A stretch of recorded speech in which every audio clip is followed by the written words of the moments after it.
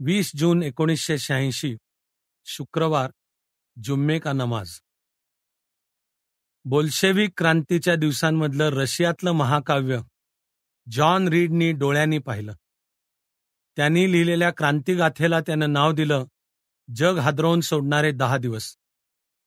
एखाद्या दिवसाने रात्रीने मला हादरवून सोडलेलं असतं की नेहमीच या शीर्षकाची आठवण होते. अगदी जग हादरवून सोडणारे नाही, पण निदान मला हादरवून सोडणारे दिवस, काही क्षण. 19 जूनला तापलेल्या रात्री झोपेचे काही तास चोरायचा प्रयत्न करताना हे शीर्षक पुन्हा पुन्हा डोळ्यासमोर येत होतं. निश्चित कळत नव्हतं किंवा शब्दात पकडता येत नव्हतं, पण सुकी लाकडं पेटल्यावर जळणाऱ्या आगीतून तडातड ठिणग्या उडाव्यात तशा काही ठिणग्या डोळ्यासमोर येत होत्या. बंकिमनं सांगितलेली दंगलीची वर्णनं अहमदाबादमध्ये डोळ्यांनी पाहिलेल्या वर्णनाशी सही जुळतायत हे ध्यानात येणं. गंगा यमुनेच्या दोआबात धुमसत असलेला हिंदू मुस्लिम संघर्ष, पंजाबात पसरत चाललेली हिंदू शीख तेढ, त्याचं छोटं रूप ती गोड खन्ना मुलगी, अशा त्या ठिणग्या. या सर्वांमागचा निर्दयी सत्ता संघर्ष, सामान्य माणसाचा प्याद्यासारखा वापर, स्वातंत्र्योत्तर 40 वर्षांनंतर ढिसाळ राहिलेलं राष्ट्रजीवन, अशा मुद्द्यांचं प्रातिनिधिक प्रतिकात्मक रूप अलीगडमध्ये पाहिलेलं. वर पाहिलं तर यात एवढं हादरून जावं असं काय ते कळत नव्हतं. न्यू दिल्ली टाइम्समधला अनवर सांगतो तसं. पूर्वी हे असं कधीतरी व्हायचं तेव्हा मन हादरून जायचं. आता काय, आये दिन 100 बार हेच चाललंय, मग संवेदनशीलताच मरून जाते. हेच हादरवून टाकणारं नाही का? हे सगळं घडतंय त्यामागे काही एक शिस्त आहे, संगती आहे. घटनांमध्ये काही एक पॅटर्न आणि मोडस ऑपरेंडी एकसारखी असल्याचं जाणवतं. तरी हे सगळं निसटून जाणार आहे, उजळ माथ्याने मिरवणार आहे. पण ते हे काय ते वास्तवात नाही पकडता येत, तर निदान शब्दात पकडता येईल का? नाही ना पकडता येत. अंगणात टाकलेल्या खाटेवर पडल्या पडल्या डोक्यावर विशाल निराकार आभाळ दिसतंय. तिबिया कॉलेज हॉस्टेल, अलीगड विद्यापीठ रोड, रस्त्यावरची झाडं, काचेच्या ट्यूब्स, रस्त्यावरची शांतता, दाटून आलेली रात्र, असं सगळं जाणवतंय. पकडता न येणारं भूत, आपल्याला अज्ञात असलेला पण संबंधितांबरोबरच्या हुकमतीखाली असलेला अनामिक राक्षस या रस्त्यांवरून वावरतोय. इंद्रजितासारखं एक मायावी युद्ध चालवतोय. डोक्यावर पसरलेल्या आभाळातून सर्व दिशांनी सटासट बाण येत आहेत आणि त्याचं उगमस्थान हेरता येत नाहीये. विध्वंसक बाणांचा वर्षाव थोपवता येत नाहीये. गटेच्या नाटकातला सैतान मेफिस्टोफेलिस भारतीय पर्यावरणात येऊन बसलाय आणि 21व्या शतकाकडे निघालेल्या प्रवाहात भारताचे तुकडे तुकडे सुट्टे करून फेकून देतोय. असं काय काय मनात चालू होतं. ऋतून बसलेला 19 जूनचा दिवसच खेचून फरफटत 20 जूनला घेऊन सोबतीला आला. तापलेली पहाट फटफटली, उजेड पसरला, रात्रीच्या चित्रांमध्ये सूर्यप्रकाश भरला तशी गंमत वाटली. हसूसुद्धा आलं. डोक्यात काय वाटेल ते भिरभिरत होतं याचं. पटदिशी आवरून गिरीशला भेटायला जायचं हे आठवलं म्हणून उठलो. एक नवा दिवस ऋतून बसायला प्रारंभ झाला. अलीगड जिल्ह्यात साम्यवादी पक्ष शाखेची स्थापना 1930 साली झाली. त्यावेळी हा गट भारतीय नॅशनल काँग्रेसच्या आत राहून काम करत होता. इथले साम्यवादी कार्यकर्ते त्या काळातल्या नेहरूंच्या एका सभेचा किस्सा सांगतात. 1930 नंतरच्या काही वर्षात काँग्रेस अंतर्गत बांधणी करणाऱ्या साम्यवादी गटाची या जिल्ह्यावर पकड खूप वाढली होती. तेव्हा नेहरू एक सभा घ्यायला आले होते. सभेमध्ये शेतकरी, भूमिहीन, मजूर मंडळींनी नेहरूंना नाना प्रश्न विचारून भंडावून सोडलं. म्हणे की स्वातंत्र्य कशा करता, स्वातंत्र्यानंतर शोषण थांबेल का, जमिनीचं पुनर्वाटप होईल का, वगैरे. नीटपणे बोलणं कठीण करून ठेवल्यावर नेहरूंनी ये जिला भी हो गया कम्युनिस्ट असं म्हणून सभा सोडून दिली होती. काँग्रेसच्या आत राहून काम करणारा हा गट 1942 मध्ये काँग्रेस बाहेर फेकला गेला. त्यानंतर BT रणदिवे थिसिस प्रमाण मानून पक्ष संघटनेचं आणि अखिल भारतीय किसान सभेचं काम बांधण्यात आलं. स्वातंत्र्य दृष्टीपथात येत गेलं तसं इथलं कम्युनल वातावरण वाढत गेलं. तसतसा साम्यवादी पक्ष बाजूला फेकला गेला. पक्ष संघटना दुबळी होत गेली. 1964 मध्ये अखिल भारतीय स्तरावरच साम्यवादी पक्षाच्या 2 चिरफाळ्या उडाल्या. त्याचे गुणित श्रेणीनी तोटे अलीगड जिल्ह्यातल्या पक्षशाखेला भोगावे लागले. इथले नुरुल हुसेन आणि सतीश चंद्र आधुनिक भारताच्या इतिहासाचं आर्थिक प्रतिपादन मानणारे इतिहासतज्ञ काँग्रेसमध्ये गेले. इरफान हबीब मार्क्सवादी कम्युनिस्ट पक्षाकडे गेले. त्यामुळे पक्षाचं बुद्धिवंत केडर फुटलं. पुढे ट्रेड युनियन चळवळीतही तुकडे पडले. हिंसा खून प्रकरणं वाढत गेली. 1975 मध्ये सीपीआयने आणीबाणीला पाठिंबा दिला. तेव्हा थोडा काळ सदस्य संख्या फुगली, पण 77 मध्ये घटली. परत पक्षाचे तुकडे पडले आणि एक मोठा गट सीपीएम मध्ये गेला. 1980च्या आसपास उजवा कम्युनिस्ट पक्ष जिल्ह्यातून जवळजवळ संपला होता. तेव्हा परत पक्ष बळकट करायला सी. राजेश्वर राव यांनी दौरा आखला होता. त्यांनी बंकिम कुलश्रेष्ठला आवाहन केलं की पार्टीचं काम हाती घे. बंकिम म्हणतो, त्याने राजेश्वर रावना सांगितलं की 2 वक्त की रोटी मिले ना तो पार्टी वार्टी कर सकते हैं. हे उत्तर साम्यवादी नेत्याला ऐकायला मिळणं हा बरी काव्यगत न्यायच. पण राजेश्वर राव यांच्या आवाहनाला असा काव्यगत न्याय डॉक्टर गिरीश शर्मा या युवकानं दिला नाही. 1982 मध्ये जिल्ह्यात उजव्या कम्युनिस्ट पक्षाची पुनर्बांधणी करायची पूर्ण जबाबदारी डॉक्टर शर्मांनी स्वीकारली. आता केडर पद्धतीची बांधणी असलेल्या या पक्षाचे सध्या जिल्ह्यात 222 पक्ष सदस्य आहेत. ती संख्या नूतनीकरणानंतर 564 होईल आणि 30 जणांचे सदस्यत्वासाठी अर्ज विचाराधीन आहेत. साम्यवादी संघटनेत सदस्य म्हणजे सक्रिय कार्यकर्ता असतो. नुसता 4 आणे भरणारा नसतो हे लक्षात घेतलं तर ही सदस्य संख्या लक्षणीय आहे. त्यातही 60% सदस्य कामगार आहेत. बाकी सुमारे 20% सुशिक्षित बुद्धिवंत, 10% युवक विद्यार्थी आणि 10% शेतकरी भूमिहीन मजूर. इथल्या राजकीय भूमितीमध्ये हिंदू गट आणि मुस्लिम गट असे 2 परस्पर विरुद्ध टोकाचे बिंदू मानले तर साम्यवादी गट हा या दोन्ही टोकांच्या विरुद्ध टोकाचा तिसरा बिंदू आहे. राजकीय क्षेत्रातही असा त्रिकोण वगैरे असणं जरा साहित्यिक वाटतं. पण डॉक्टर शर्मांचा हा दावा खरा आहे की इथली साम्यवादी पक्ष संघटना ही किमान पक्षी दखलपात्र शक्ती आहे. परिस्थितीचा अर्थ लावायची आणि परिस्थितीला वळण लावायची साम्यवादी अवजारं ठरीव जातीय, धार्मिक, सामाजिक अवजारांपेक्षा निराळी असतात. त्यामुळे हिंदू मुस्लिम प्रश्नाचंही अर्थकेंद्रित विश्लेषण डॉक्टर शर्मा मांडतात. म्हणजे पक्ष संघटना आणि सैद्धांतिक बैठक या दोन्ही कारणांमुळे साम्यवादी दृष्टिकोन लक्षणीय आहे. तो गिरीश शर्माकडून ऐकणं त्याहून अधिक लक्षणीय आहे. डॉक्टर गिरीश शर्मा कमलेश्वरांच्या कथेत गुलजारच्या पडद्यावर किंवा खानदानच्या भाग एन मध्ये शोभेल असं नाव. काही वेळा नव्हे बहुतेक वेळा नावात त्याच्या रेघोट्यांमध्ये आणि ऱ्हस्वदीर्घांमध्ये त्यावर मालकी सांगणाऱ्या व्यक्तीचा आकार लपलेला असतो. डॉक्टर गिरीश शर्मा या ऱ्हस्वदीर्घ कानामात्रा वेलांट्यांना असाच एका तिशीतल्या ताज्या शिडशिडीत प्रसन्न व्यक्तिमत्वाचा आकार आहे. गिरीश तसाच आहे. गिरीश उजव्या कम्युनिस्ट पक्षाचा कार्यकर्ता आहे.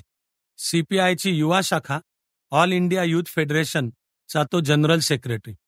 उत्तर प्रदेशच्या पक्ष कार्यकारिणीचा तो सर्वात तरुण सदस्य.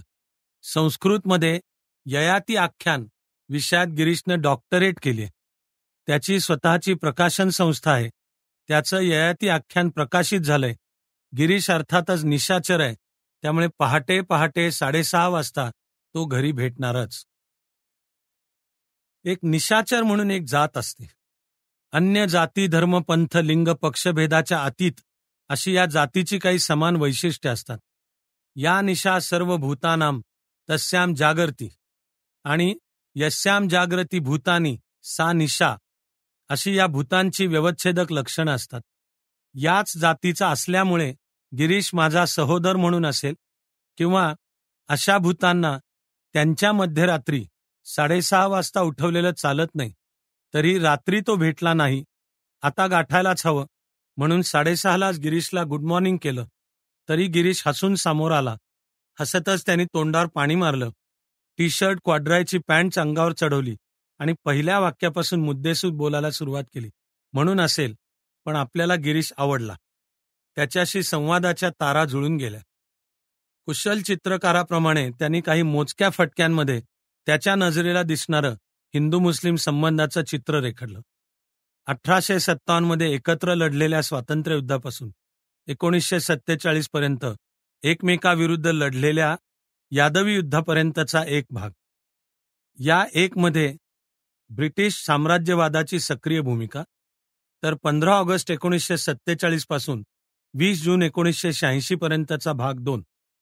इथं ब्रिटिश साम्राज्यवादाच्या जागी बुर्ज्वा लोकशाही दाखल झाली. बाकी भाग 1 मधलीच धोरणं भाग 2 मध्ये पुन्हा चालू. त्यात मुख्य फोडा आणि राज्य करा म्हणजे सत्ताधारी व्यक्तींमध्ये बदल झाला, सत्तेच्या स्वरूपात बदल झाला नाही.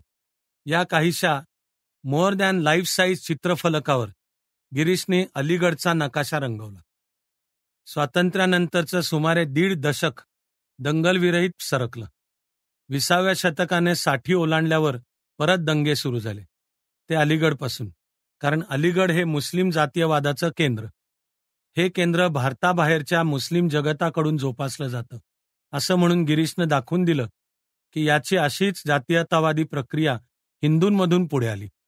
इथे त्यांनी अलीगड विद्यापीठातल्या अभाविपच्या हातपाय पसरण्याचा आणि शहरातल्या राष्ट्रसंघाच्या प्रचारकांचा उल्लेख केला. अलीगड बाहेर संघाचा तोंडावळा वेगळा, चारित्र्य संपन्न, राष्ट्रप्रेमी वगैरे आहे, पण इथे मात्र तो प्रतिक्रियावादी आहे. इथे संघाची लोक सरळ सरळ जातीयवादी आहेत. शिक्षण संस्था व्यापाऱ्यांच्या हातात आहेत. व्यापाऱ्यांनी राष्ट्रसंघ हे हत्यार धार लावून ठेवलंय आणि संघाने शिक्षण संस्थांना प्राचार्य पुरवलेत, अशी माहिती देऊन सांगत गिरीश म्हणाला, पण हिंदू जातीयवादी ही मुस्लिम जातीयवादाची अटळ प्रक्रिया आहे. Every thesis generates its own antithesis. हे डायलेक्टिक्स गिरीश सांगत होता का? नाही म्हटलं तरी डोळे जरा बारीक झालेच. बंकिम कुलश्रेष्ठची थोडी मोठी आणि EMS नंबूद्रीपाद यांची थोडी छोटी आवृत्ती म्हणजे डॉक्टर शर्माचं हे विश्लेषण. काही काळापूर्वी EMS म्हणालेत, minority fundamentalism is more dangerous than majority fundamentalism. हाच आशय अल्पसंख्याक बहुसंख्याक असे निधर्मी शब्द न वापरता सरळ मुस्लिम हिंदू असे जातीय शब्द वापरून गिरीशने सांगितला. हा त्याच्या बोलण्यातला अलीगडी टच. या अलीगडी टच बरोबरच गिरीशच्या बोलण्यात कोणत्याही प्रातिनिधिक साम्यवादी कार्यकर्त्याचा असतो तसा अभ्यासूपणाचाही टच होता.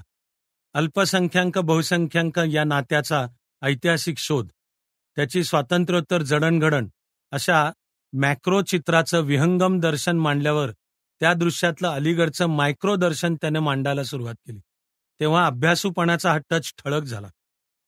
इथे सावकार हिंदू आहेत आणि कर्जदार कामगार मुसलमान आहे. भोवती गोलाकार हिंदू वस्ती आहे, असं गिरीशच्या मते अलीगडच्या परिस्थितीचं सामाजिक आर्थिक रूप. हे ध्यानात घेतलं तर राजकारण आणि दंगलींचा शोधही नीट लागतो. उदाहरणार्थ सध्या जिथे चंद्रा टॉकीज आहे तिथे 1971 पूर्वी मुस्लिम वस्ती होती. तिथे कर्जवसुली आणि टॉकीज बांधायला जमीन बळकावण्यासाठी 71 मध्ये मोठा दंगा घडवण्यात आला. मुस्लिम वस्ती उठवून देण्यात आली. दुसरं उदाहरण टायगर लॉक या सुप्रसिद्ध कुलूप कंपनीचं. अलीगड कुलूप उत्पादनाचं केंद्र आहे. टायगर लॉक हा मोठा कारखाना, त्याचा मालक सुरेंद्र कुमार. घराघरामध्ये सुद्धा कुलप तयार करण्याची छोटी छोटी वर्कशॉप्स आहेत. ही सर्व गावाच्या अप्पर कोर्ट भागात एकवटलेल्या मुस्लिम वस्तीत आहेत. घरात कुलूप तयार करणारा कुशल कामगारही मुख्यतः मुसलमानच आहे. या इलाक्यात दंगल झाली, कर्फ्यू लागला तर कुलूप उत्पादन थांबून पर्यायाने सुरेंद्र कुमारचा फायदा होतो, असं गिरीश म्हणतो. नवे अशा आर्थिक फायद्यासाठीच मुद्दाम दंगे घडवले जातात. त्यात मुसलमानांमधल्या श्रीमंत वर्गाचाही हात असतो. कारण हिंदू काय, मुसलमान काय, श्रीमंत वर्गाचे आर्थिक हितसंबंध समान असतात. याला गिरीशची उदाहरणं 2. एक शुजात उल्ला खान लीगी आणि धर्मांतर समितीचा प्रमुख. 2 कृष्णकुमार नवमान, भाजपच्या नगर शाखेचा अध्यक्ष. दोघंही श्रीमंत, उच्च राहणीमानाचे. कारण तो म्हणतो सर्व अस्थिरतेचा आर्थिक फायदा यांना होतो. दंगलीनंतर मदतीसाठी पैसा येतो, तो बराचसा याच शोषक वर्गाच्या खिशात जातो. हत्यारं खरेदीसाठी पैसा येतो. 1978च्या दंगलीत काही जणांना जिवंत जाळलं होतं. त्यांच्या घरावर नवमानजींचा ताबा असल्याचं गिरीश सांगतो. त्यांचे शेजारी म्हणजे अखलाक साहब. दोघांची घरं एकमेकाला लागून आहेत, पण कितीही दंगल झाली तरी यांची एकमेकात मारामारी होत नाही, कारण या दोघांचे आर्थिक हितसंबंध समान आहेत. हे ऐकताच अलीगडी, अभ्यासू याबरोबर गिरीशच्या मांडणीतला तिसरा टच स्पष्ट होत होता, आक्रमकपणाचा, बिनधास्तपणाचा.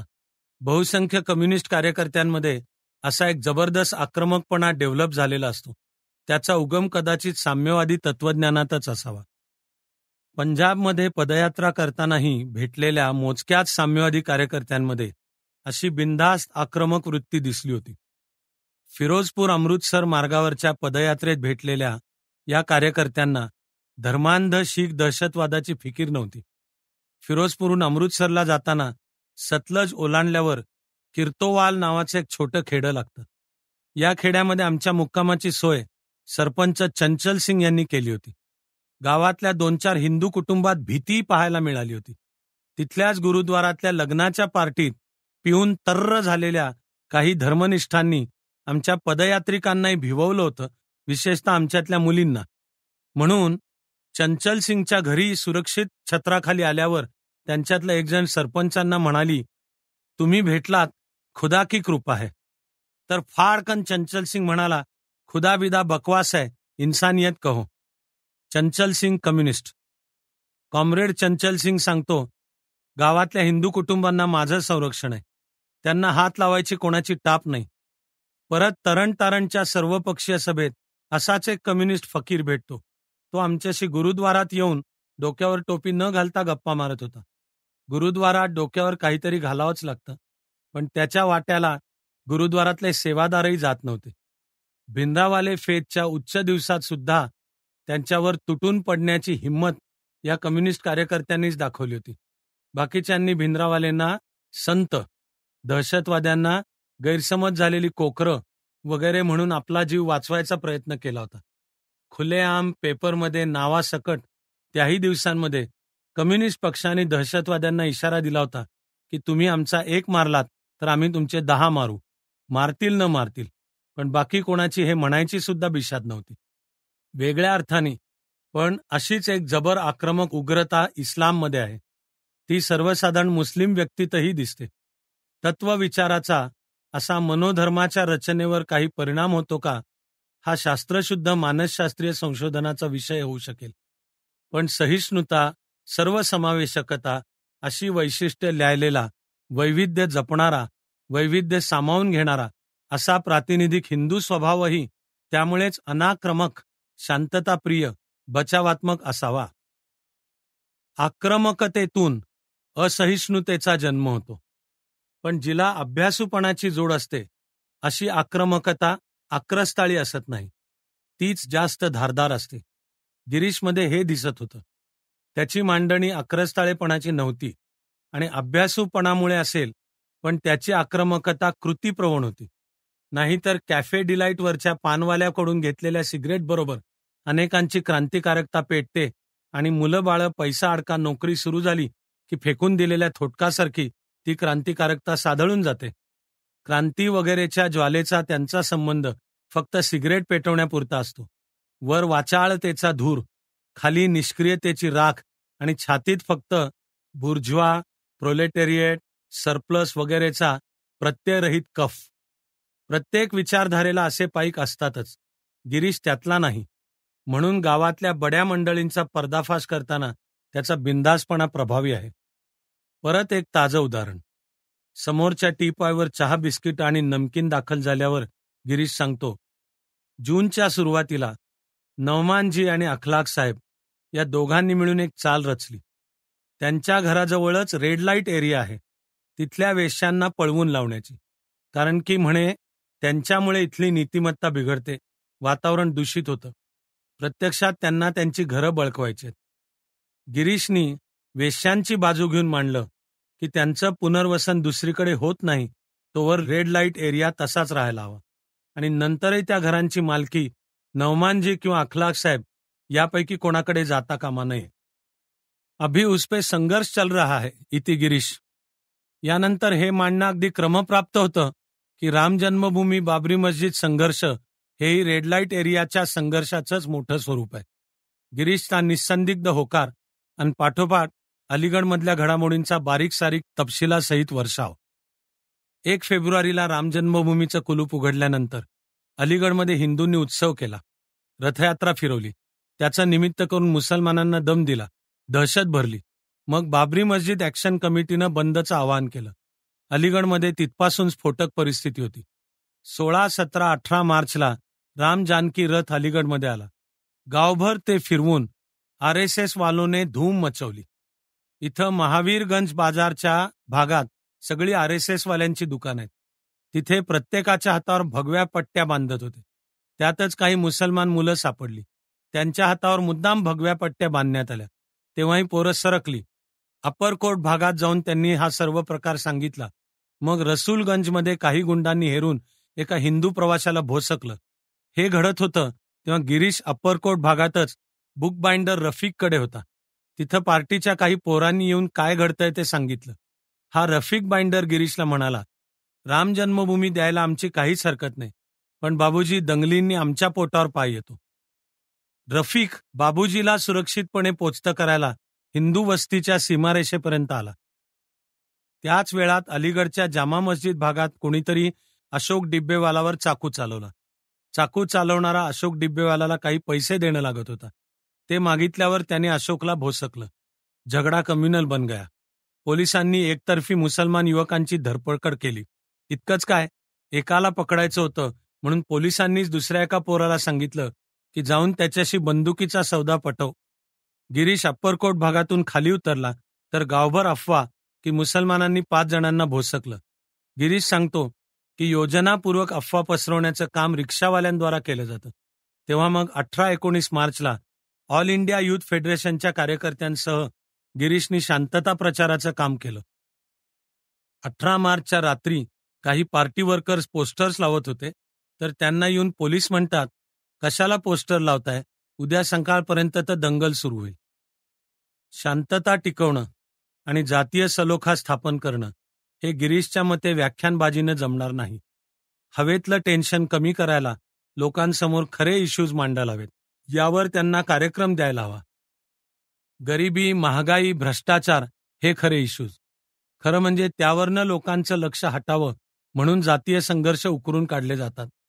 18-19 मार्चच्या ताणात आम्ही खरे इश्यूज समोर आणायचं ठरवलं. दंगलग्रस्तांना आर्थिक मदत तर केलीच, पण शिवाय मुद्दाम जुलूसही काढले. त्यात लोकांना घोषणा दिली, हिंदू मुस्लिम भाई भाई सबकी दुश्मन है महंगाई. गिरीशला अटक करून सोडून देण्यात आलं. हिंदू मुस्लिम दोन्ही जातीयवादांच्या विरोधात 19 मार्चला CPIनं अलीगड बंदचा कॉल दिला. बाबरी मस्जिद ॲक्शन कमिटीच्या बंदच्या कॉलचा निषेध केला. बाराबंकी दंगलीवरही टीका केली. गिरीशचा दावा आहे की मार्चमधल्या त्या टेन्शनच्या दिवसात आमच्या जीवाची जोखीम होती. दोन्हीकडून आम्हाला धोका होता. पण आमच्या कृतीनं वातावरणातला ताण कमी झाला. पाठोपाठ विरोधी पक्षांचा महागाई आणि पेट्रोलियम भाववाढीच्या निषेधार्थ भारत बंद होता 26 मार्चला. तोही अलीगडमध्ये यशस्वी झाला. लोकांचं लक्ष खऱ्या इश्यूजकडे वेधलं गेलं आणि अलीगडमधली दंगल टळली. गिरीश म्हणतो, छोट्या कुशल कामगारांना आता कळलंय की कम्युनल झगडा झूठ है, त्यांनी व्यवसायावर परिणाम होतो. वह सब लढना नहीं चाहते. कोणाचं श्रेय किती याचा हिशोब जनतेनं आपल्याला हवा तसा मांडावा. मार्च-एप्रिलमधल्या प्रचंड ताणाच्या दिवसात दारुगोळ्याचं कोठार भरलेलं असून उत्तर भारतात पार काश्मीरपासून दंगली झालेल्या असून अलीगडमध्ये दंगल झाली नाही ही वस्तुस्थिती आहे. मागे एका दंगलीनंतर मुनीर सय्यदशी खूप गप्पा झाल्या होत्या. त्यात अकबरापासून हिदायतुल्लांपर्यंत, राणा प्रतापपासून बाळासाहेब ठाकरेंपर्यंत आणि खोमेनीपासून भिंद्रावालेपर्यंत, प्रेषितापासून पर्वतापर्यंत सर्व जणांना आदरांजली वाहून झाली होती. तिथे असं वाटलं होतं त्याला आज आकार आला. धार्मिक परिभाषेतच लढला गेला तर धर्मांचा संघर्ष कधीच संपणार नाही. फिरून फिरून तो परत रक्तपाताकडे येत राहील. असं काहीतरी की जे धर्म, प्रांत, भाषा, वंश असे भेद छेदत जातं ते माणसांना एक करेल. आर्थिक प्रश्नांमध्ये ती ताकद असू शकेल. राष्ट्राच्या ऐक्याचा, अस्तित्वाचा प्रश्न आर्थिक विकासाशी जोडला जायला हवा. उदाहरणार्थ, शेतमालाच्या भावासंबंधी लढ्यात कन्नड, मराठी आणि हिंदू शीख हे भेद संपून जातात असा अनुभव ताजा आहे. शेतमालाच्या भावासंबंधीच्या प्रश्नाची कुणकुण अलीगडमध्ये ऐकू येते. आदित्य म्हणतो, अलीगडला सध्या 2 बाबींमध्ये थ्रिल वाटतं. एक हिंदू मुस्लिम दंगल आणि शेतकरी संघटना. शरद जोशींचं नाव अनेक लोक उत्सुकतेने विचारतात. शेतकरी संघटनेपासून रस्ता शिकून इथंही किसान संघर्ष समिती तयार झाली. गिरीशशी झालेल्या चर्चेत त्यांनी शेतमालाच्या भावाच्या प्रश्नाची जाण दर्शवली होतीच, पण अलीगड शहर आणि जिल्ह्यात खेडोपाडी सभा घेतानाचा आपला अनुभव सांगितला होता की आर्थिक लढे उभे राहिले की हिंदू मुस्लिम भेद बाजूला पडतो. अनटचेबल या सुरेख कादंबरीचा शेवट करताना मुल्कराज आनंद यांनी असंच सूचित केलंय की आर्थिक विकास झाला, आधुनिकीकरण झालं की अस्पृश्यतेची समस्या दूर होईल. गोची इतकीच आहे की आर्थिक प्रश्नावरचे हे लढे संपले की परत पूर्ववत हे भेद डोकीवर काढतात असा अनुभव आहे. भारताच्या ट्रेड युनियन चळवळीची कथा याला साक्ष आहे. इतकंच काय, अर्थवादी चळवळी पैशापाशी थांबतात, परिवर्तनाकडे जात नाही, हे निरीक्षण नोंदवायला लेनिनची आवश्यकता नाही.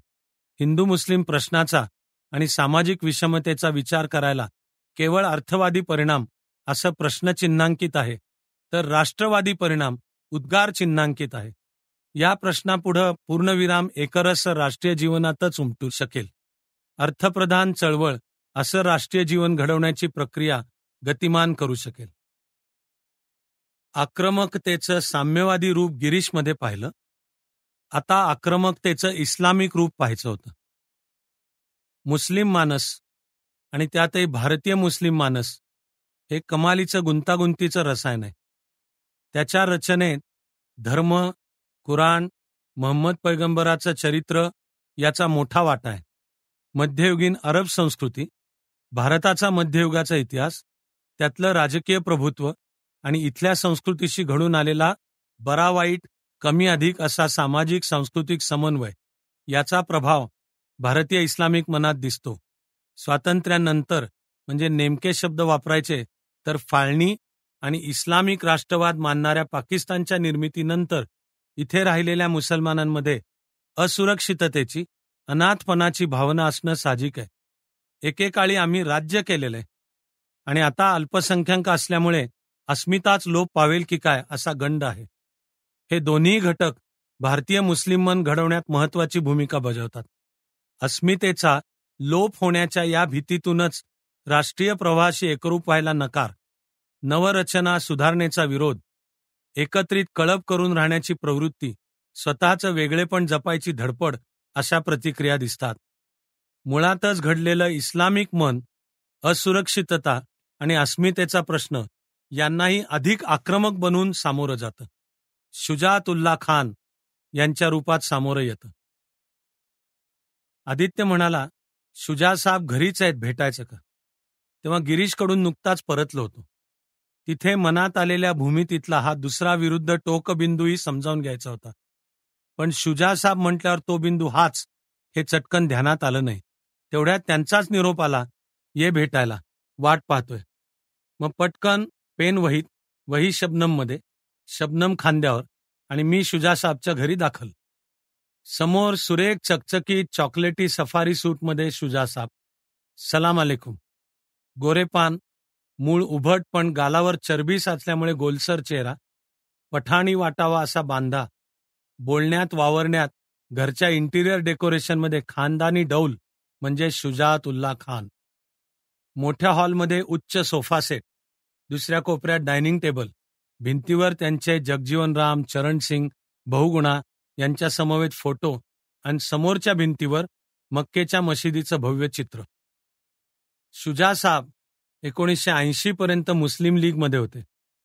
80ची मध्यवधी लोकसभा निवडणूक मुस्लिम लीगच्या तिकिटावर लढवली. चांदनी चौक मतदारसंघातून त्यांनी काँग्रेस जेच्या पाठिंब्यावर ही निवडणूक गमावली. मग त्यांनी Congress J for long leave Jagjivan Ram मध्ये प्रवेश केला. त्यांचा व्यवसाय सुप्रीम कोर्टात वकिलीचा. चरणसिंग विरुद्ध राष्ट्रपती या खटल्यामध्ये ते चरणसिंगांचे वकील होते. माधवराव शिंदेविरुद्ध विजयाराजेंचे वकील, इंदिराजींविरुद्ध मनेका गांधींचे वकील. हसून आपली ओळख ते अपोजिशन पार्टी का वकील अशी करून देतात. हाताला धरून कोचावर शेजारी बसवून घेतात. पूर्वीच्या मॅगझिनमध्ये आलेल्या वरील सुप्रसिद्ध खटल्याविषयीची कात्रणं, लेख फोटो काढून वाचून दाखवतात. तू हे सर्व वाचलंस का विचारतात. थोडं थोडं असं उत्तर दिलं तर सहजच म्हणतात, पण तुला ते फारसं समजलेलं दिसत नाही. मी मनातल्या मनात, असेल बुवा, इंग्लिशमध्ये आहे. शुजा साहेब ऑल इंडिया शर्यत काउन्सिलचे चेअरमन आहेत. शुजा साहेब रामकृष्ण मिशनच्या कार्यकारिणीचे सदस्य आहेत. हे सर्व शुजाअत उल्ला खान. कोचावर विसावलेत. फोनचं कनेक्शन शेजारच्या खोलीत दिलंय. दाराबाहेरच्या मोलकरणीला फरमावलंय, सभी को बताओ हमें डिस्टर्ब मत करना. सुरू. अब पेश है दास्ताने शुजाअत उल्ला खान. मुस्लिम नागरी कायद्याच्या संहितीकरणाविषयी, कोडिफिकेशनविषयी एक प्रश्न बिचकत सरकवला.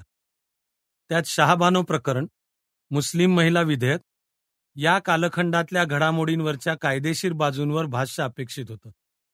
महिला विधेयकावरच्या 2 महत्त्वाच्या मूलभूत प्रतिक्रिया व्यक्त केल्या जातात. एक, या विधेयकामुळे भारतातल्या मुस्लिम समाजाला एक अंतर्गत स्वायत्तता तोडून देण्यात आली आहे.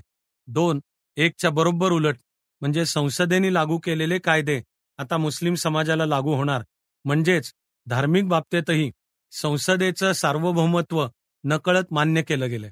याचा अर्थ पहिली पायरी म्हणून मुस्लिम नागरी कायद्याचं संहितीकरण सुरू झालंय. याच्या पुढची उत्क्रांतीची पायरी समान नागरी कायद्याकडे जाते. म्हणून संहितीकरण ते करावं की नाही, समान नागरी कायदा याविषयी प्रश्न. उत्तर देणारा सर्वोच्च न्यायालयातला कसलेला वकीलच तो. बरोबर घटनेची सगळी कलमं, शरीयतचा संदर्भ, नव्या विधेयकाची वाक्य उद्धृत करत नेमकं उत्तर आलं. शुजा साहेब प्रतिक्रिया क्रमांक 2शी सहमत. जरी ते म्हणतात क्रमांक 1च्या प्रतिक्रियेतही तथ्य आहे, पण ते अपुरं आहे. ते लवकरच मुस्लिम समाजाच्या लक्षात येईल. कारण विधेयकानुसार सुरू झालेली संहितीकरणाची प्रक्रिया, याचा अर्थ संसद आणि घटनेचा शब्द कुराण आणि हादीसपेक्षा प्रमाण मानला जाणार. विधेयकाची अंमलबजावणी notwithstanding any other stipulation in any other law या तत्वानुसारच होणार. याचा अर्थ असाच होतो. याला शुजा साहेब का विरोध? कारण कुराणाच्या ईश्वरी कायद्यात मानवी ढवळाढवळ नामंजूर आहे. शिवाय विधेयकानं मुस्लिम समाजाला प्रत्यक्षात दिलेलं काहीच नाही. प्रत्यक्षात या विधेयकावरली तरतूद अंमलातही आणता येणार नाही. आणि अखेर काहीतरी दिल्यासारखं दाखवून मुस्लिम मतं जिंकायचा हा डाव आहे. अखेर सर्वोच्च न्यायालयात हा कायदा अवैध ठरणारच आहे. राजीव गांधी शो करेगी की मुसलमान की रक्षा काँग्रेस ही कर सकती है. नोट्स घेता घेता मध्येच जरा थबकलो. कायदेशीर अंगाने धावणारी गाडी अंमल डिरेल झाली की काय? पण ते खूप झरझर बोलत होते. थांबवून विचारेपर्यंत गाडी पुष्कळच घसटत पुढे गेली होती. म्हणून समासात नुसतीच प्रश्नचिन्ह उमटवत पेन गिरवत राहिलो. गाडी या मुक्कामावर पोचली होती की शहाबानो प्रकरणातला निकाल मान्यही नाही, विधेयकही मान्य नाही, तर मग काय हवं? म्हणजे गाडी परत रुळावर आली. धर्माच्या निरपेक्ष घटस्फोटित स्त्रियांना समान हक्क दिले जावेत. घटस्फोटित स्त्रीचा कायदेशीर विचार हिंदू की मुस्लिम की ख्रिश्चन असा न करता स्त्री म्हणून केला जावा. खूप कोळिष्टकं साठलेला, कोंदट ओल साठलेला अंधारा कोपरा शुजा साहेबच्या प्रपोजलमुळे एका फटक्यात स्वच्छ शुभ्र झाल्यासारखं वाटलं.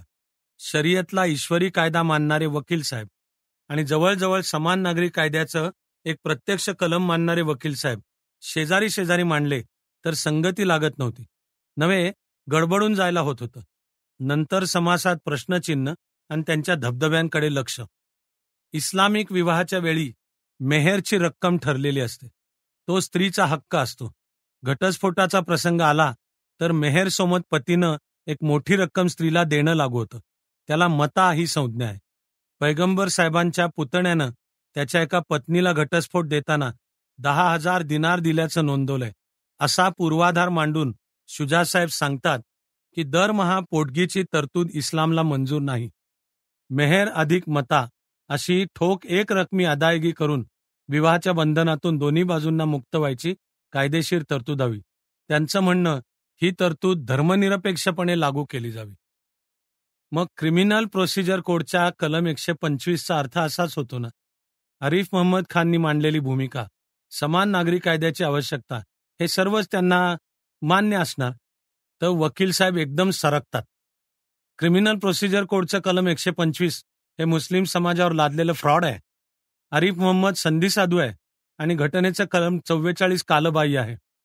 हिंदू कोड बिल अस्तित्वात आहे तोवर समान नागरी कायदा येणं शक्य नाही. आणि मुस्लिम महिला विधेयकाला विरोध करणारे मुसलमानच नव्हेत. आरिफ, शबाना आझमी अँड कंपनीला मुस्लिम समाजात कोणी कुत्रं विचारत नाही. शबानावर, तिच्या उपोषणावर त्यांनी तोफ डागली. पण म्हणजे माय गॉड, हा माणूस एकामागून एक गेमच करत सुटलाय. नोट्सच्या पानांपेक्षा प्रश्नचिन्हांनी समाज भरून जाणार की काय, काही गुंता सोडवता येतो का पाहावं म्हणून पुन्हा पहिल्या चौकोनात गेलो.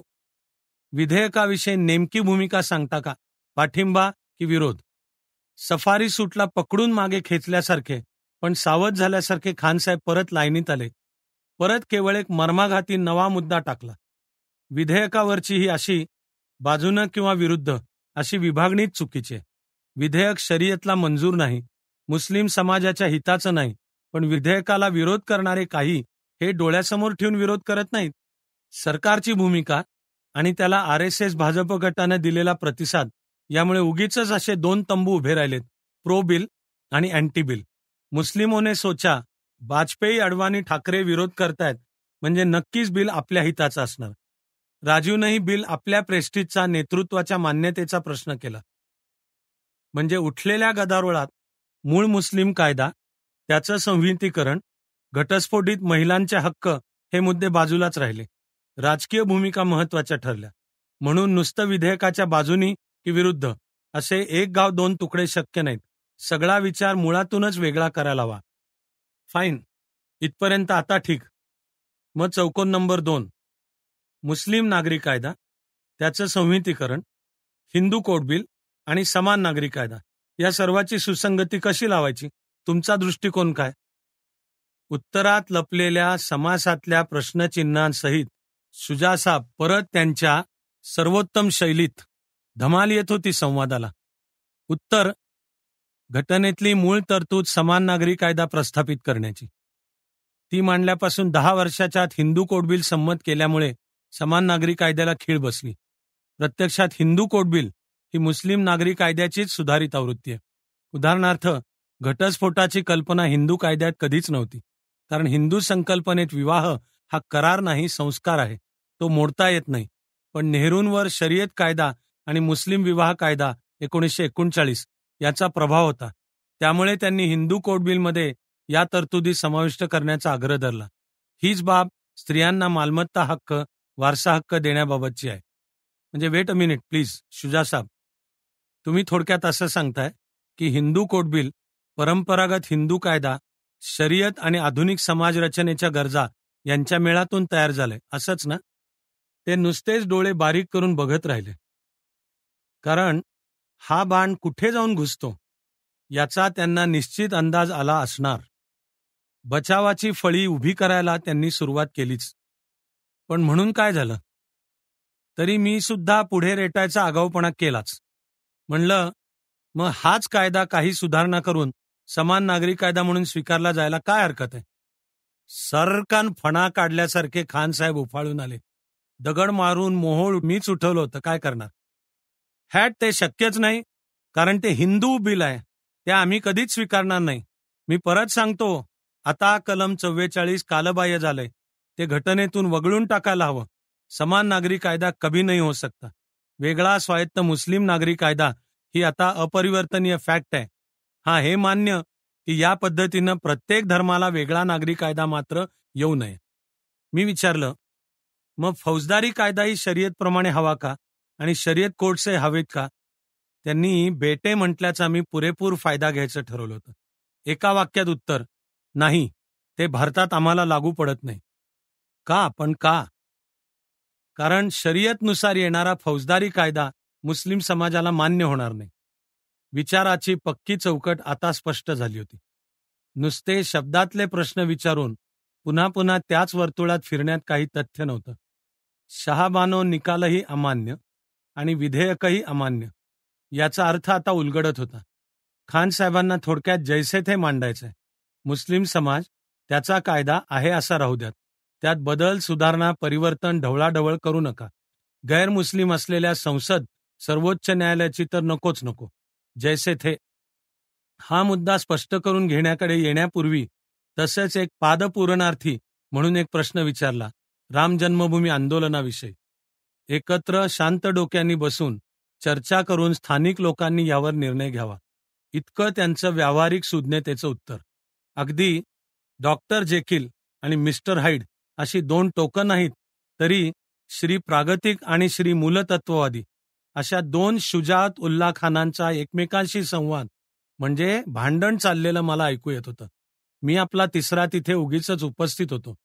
श्री प्रागतिक उल्ला खान म्हणाले, राम जन्मभूमी की बाबरी मस्जिद हा किरकोळ मुद्दा आहे, पण महत्वाच्या प्रश्नावरून लोकांचं लक्ष उडावं म्हणून सरकारच मुद्दा मागीत तेल ओततंय. या सगळ्यामागे मतांचं राजकारण आहे. अल्पसंख्याकांची मतं खायची आणि तरी बहुसंख्याकांची मतं गमवायची नाहीत, अशा काँग्रेसी खेळात राम जन्मभूमी इश्यू हे एक खेळणं आहे. दुर्दैवाची गोष्ट अशी की अजून सुद्धा बहुसंख्य मुस्लिमांना असंच वाटतंय की काँग्रेसच आपल्या हितसंबंधाचं रक्षण करू शकेल. ओके, त्या किरकोळ मुद्द्याला आपणही जास्त महत्त्व देऊन आगीत तेल ओतायला नको.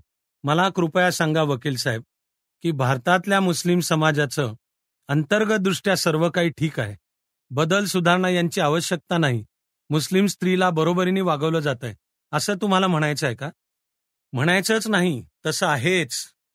अंतर्गतदृष्ट्या आमचं हेच म्हणणं आहे की आमचं सर्व ठीक आहे, निदान दुसऱ्या कोणी मध्ये पडण्याची गरज नाही.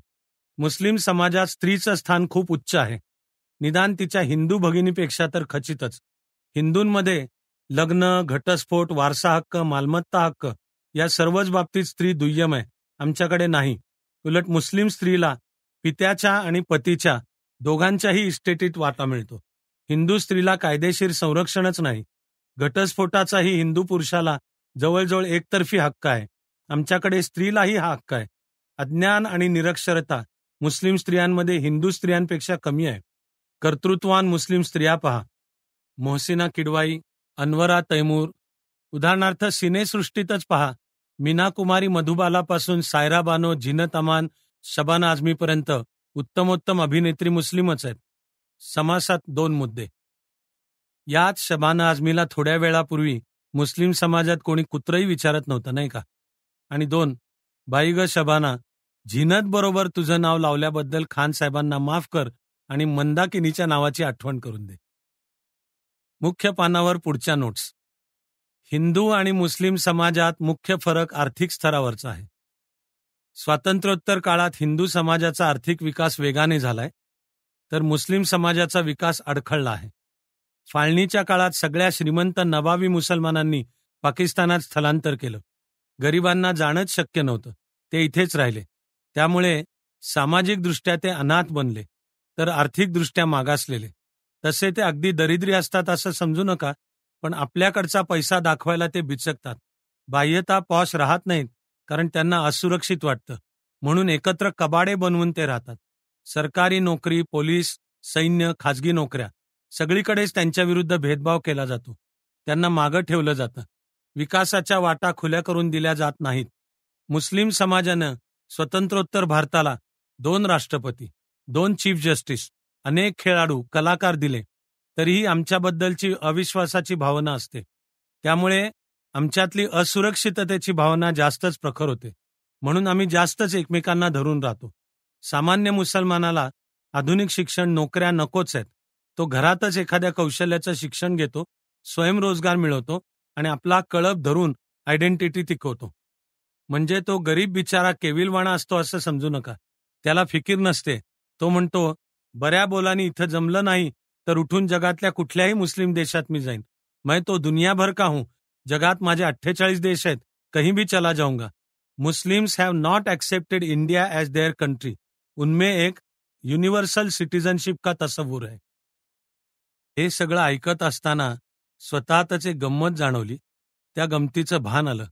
शुजा साहेबांचे हे मुद्दे प्रक्षोभक, देशावर प्रेम करणाऱ्याला चीड आणणारे आहेत, पण ते समजावून घ्यायला हवेत. एकदम शुजा साहेब आणि कंपनीला देशद्रोही वगैरे हे समजता कामा नये. म्हणजे ते क्षम्य आहेत, दुर्लक्षणीय आहेत असं नाही, पण कोणत्या प्रकारच्या अल्पसंख्याक मेंटॅलिटीतून ते येतात हे समजून घेतलं तर त्याचा अर्थ अधिक नीट समजेल आणि केवळ द्वेष चेतवणारी प्रतिक्रिया जन्म घेणार नाही. आणि शुजा साहेबांनी नोंद घ्यायला हवी की या मुद्द्यांची बहुसंख्याक समाजाकडून किंवा त्यातल्या एखाद्या घटकाकडून तितकीच तीव्र प्रतिक्रिया उमटली तर तक्रार करायला त्यांना जागा नाही. चर्चा तर सुरेख मोकळेपणाने चालली होती, पण त्यातला बहुतेक वेळ ते मुसलमान, मी हिंदू असं, ते आणि आम्ही असंही द्वैत शिल्लक राहत नव्हतं. आपण अशी भूमिका घेऊन शक्य तितक्या वस्तुनिष्ठपणे गुंतागुंत समजून घेण्याचा प्रयत्न चालू होता. त्यामुळे शुजा साहेबांचा मी द्वेष करू शकत नाही. म्हणजे मी न करण्याचा प्रश्नच नाही. माझ्यातली सहज सांस्कृतिक प्रेरणा मला द्वेष करू देत नाही. समोरचा केवळ वेगळ्या विचाराचा, वेगळ्या धर्माचा आहे, त्याचा देव वेगळा आहे किंवा मी न मानणाऱ्या देवाला तो देव मानतो आणि माझ्या देवाला पत्थर मानतो, या सर्व कारणामुळे त्याचा द्वेष मला वाटायला हवा असं मला समजत नाही. द्वेष ही नकारात्मक प्रेरणा आहे.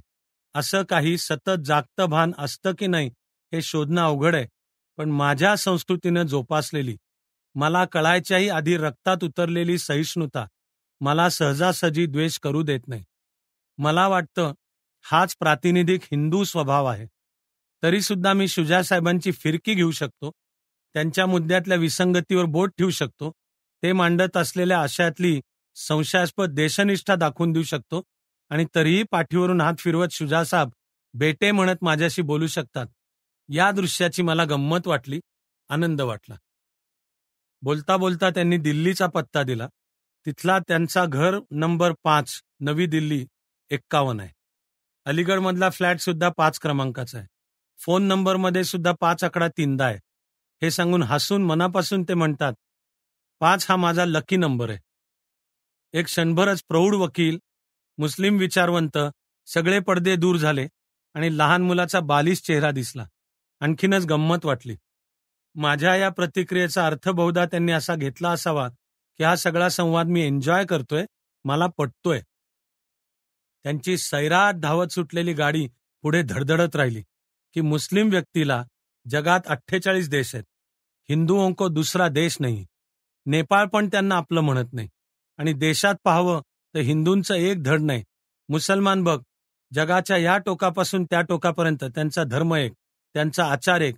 भारतात सुद्धा काश्मीरचा एखादा ताहेर केरळच्या एखाद्या अल्ताफकडे गेला तरी भावासारखा राहू शकतो आणि तुमच्यात भावाभावातच भांडणं चालू आहेत. पंजाबमध्ये शीख हिंदूंना मारतायत. हिंदू भाग भाग के इकडे येत आहेत. आजच्याच टाइम्सला फरीदाबादमध्ये निर्वासित म्हणून राहिलेल्या पंजाबी कुटुंबाचा फोटो आहे. बघ, जबकी मागच्या पिढीत दोघंही पश्चिम पंजाबमधून पळ काढून आले. तिकडे तुझा महाराष्ट्रातही मराठी माणूस कन्नडिगांशी भांडतोय. आसामात असमिया विरुद्ध बंगाली, कर्नाटक आणि आंध्र प्रदेशमध्ये पाणी वाटपावरून मारामारी. तुमच्या समाजात पहा, सुना खुशाल जाळल्या जातात. गोव्यातही भाषेवरून भांडण पेटतच आहे. केवढी सोपी आहे या उदाहरणार्थ शुजाउतुल्ला खानाची समीकरणं. पंजाब समस्या, कन्नड मराठी संघर्ष, आसाम समस्या हे सगळे देशाचे प्रश्न नाहीतच, ते हिंदूंचे प्रश्न. शुजाउतुल्ला खानाचं त्याच्याशी काही नातं नाही.